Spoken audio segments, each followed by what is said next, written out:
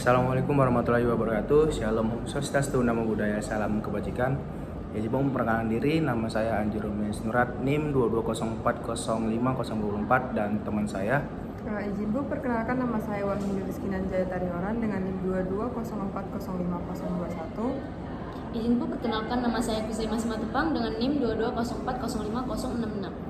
Nah, untuk pada video kali ini kami akan sedikit berdiskusi mengenai salah satu tugas proses industri kimia untuk produk yang menggunakan proses halogenasi.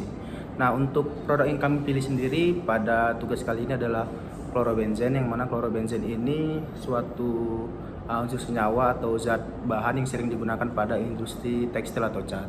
Nah, klorobenzen ini diproduksi melalui proses halogenasi atau proses klorinasi, penambahan unsur senyawa klor pada senyawa benzen. Nah, untuk dalam industri sendiri, klorobenzen ini diproduksi dengan bahan baku benzen dengan bantuan katalis FeCl3.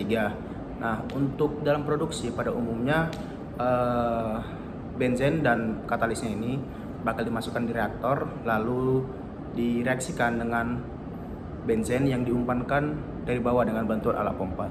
Nah, hasil dari produksi ini langsung menjadi klorobenzen dengan produk samping itu ada HCl dan H2O. Nah, produk sampingnya itu HCl dan H2O itu bakal kita masukkan ke dalam proses netralisasi, yang mana ada yang namanya bahan baku. Jadi pada awal tadi itu bahkan dipersiapkan bahan pokok dan bahan baku. Bahan pokok kita ada benzen dan klorin, dan bahan pembantu kita di sini ada FeCl sebagai katalis dan NaOH sebagai netralisasi.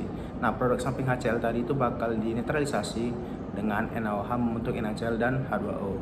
Dan klorobenzen yang sudah dihasilkan dari produksi halogenasi tadi itu bakal dimurnikan kembali untuk mengambil klorobenzen murni, karena pada produk hasilnya itu ada dua yang tercipta, ada klorobenzen dan ada diklorobenzen. Nah, untuk klorobenzen sendiri itu punya berbagai sifat, salah satunya sifat fisik dan kimia. Nah, menurut ini untuk sifat fisik dan kimia dari klorobenzen itu sendiri bagaimana? Nah, jadi kalau sifat fisik dan kimia dari klorobenzen ini memiliki nama lain, yaitu monoklorobenzena dan kloril dan fenilklorida. Nah, dengan rumusnya itu C6H5Cl, yang si klorobenzena ini tidak memiliki bau dan tidak berwarna dan memiliki sifat toksisitas yang berbahaya. Jadi si klorobenzen ini berbahaya bagi tubuh jika kena badan atau terminum gitu. Nah, jadi si sifat kimia dari klorobenzena ini bereaksi dengan si NaOH sehingga menghasilkan heptanol. Jadi si klorobenzen ini proses produksinya itu memakai unit proses apa ya, kalau boleh tahu? Kalau unit operasi untuk klorobenzen ini yang pertama itu ada reaktor. Nah, jadi reaktor ini disinilah gunanya dia paling penting karena menghasilkan si klorobenzen tadi. Reaktor yang digunakan untuk membuat klorobenzen sendiri itu adalah FBR, yaitu Fluid Bed Reactor. Kemudian kita juga menggunakan mixer untuk mencampurkan larutannya tadi kan, untuk menghasilkan klorobenzen.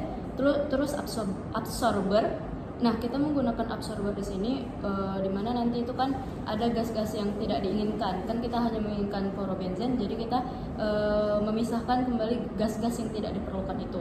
Kemudian ada cyclone dan separator juga. Yang terakhir itu ada centrifuge dan menara distilasi. Di sini nanti kita menghasilkan si klorobenzennya yang benar-benar klorobenzen. Oh ya, tadi kan Kak Puja ada ngomong mengenai reaktor jenis FBR. Nah, untuk reaktor jenis FBR itu kira-kira perbedaan dengan reaktor yang lain itu bagaimana?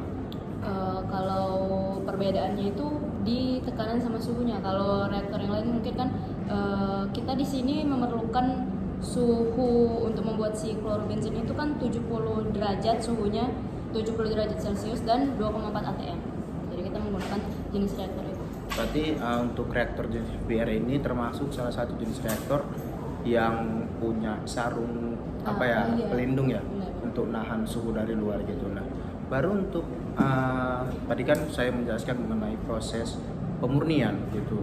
Nah, unit operasi yang kita pakai kan di sini apa untuk proses pemurnian ini untuk memisahkan klorobenzen yang murni dengan produk klorobenzen satunya lagi di klorobenzen itu.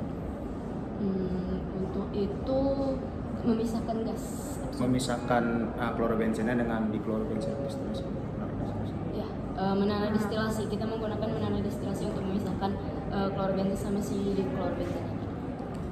Oke, berarti Ibu dan kawan-kawan semua penonton, di sini kita tahu kalau hasil dari reaksi halogenasi antara benzen dan klor itu ternyata tidak hanya klorobenzen, ada juga diklorobenzen yang menjadi salah satu produk yang juga dipakai umumnya pada pada proses industri. Nah, berdasarkan sifat fisik dan sifat kimianya, klorobenzen dan diklorobenzen ini kita pisahkan melalui alat operasi menara distilasi untuk dapat disalurkan kepada tangki penyimpanan klorobenzen pada tangki penyimpanan dan diklorobenzen pada tangki penyimpanannya. Nah, mungkin sekian dari hasil diskusi kami untuk produk klorobenzen yang kami dapatkan melalui proses halogenasi. Dan untuk kesimpulannya di sini kita bisa tahu bahwa ada salah satu produk yang langsung dapat terjadi dengan reaksi antara senyawa halogen dengan benzen, yaitu klorobenzen. Nah, yang mana prosesnya itu terbagi dari 3 proses. Yang pertama proses klorinasi atau proses halogenasi, baru ada proses netralisasi yang menjadi salah satu kunci untuk mereshuffle bahan samping yang tadi agar dapat kita gunakan kembali. Dan ada juga proses pemurnian dikarenakan dari proses halogenasi tadi kita nggak hanya dapat satu produk, ada 2 produk. Jadi kita mau ambil, namanya juga produk dalam industri kan dia punya satu tujuan yang mau diambil, yang mau dijual. Jadi dalam proses ini kita murnikan untuk dapat memisahkannya. Jadi mana yang mau kita ambil, mana yang mau kita simpan, yang mau kita keep gitu. Dan tadi juga sudah dijelaskan oleh Wahyuni bahwa ada beberapa sifat fisik dan sifat kimia dari produk klorobenzen dan diklorobenzen yang dapat menjadi acuan kita untuk memproduksi klorobenzen ini sesuai dengan keinginan kita, sesuai dengan keinginan bagaimana tuntutan dari produksi itu sendiri. Nah, jadi untuk diskusi kali ini kami cukup sampai sini, dan terima kasih untuk Ibu, kawan-kawan semuanya yang sudah hadir dan menyaksikan, mungkin menonton, mendengar hasil pembahasan kami. Jika ada kesalahan kata dalam diskusi kali ini, kami mengucapkan mohon maaf. Sekian dari kami. Terima kasih kepada dosen pengampu kami, Ibu Renita Mangrung. Dadah. Terima Terima kasih, kasih. Bu. Berarti ingat.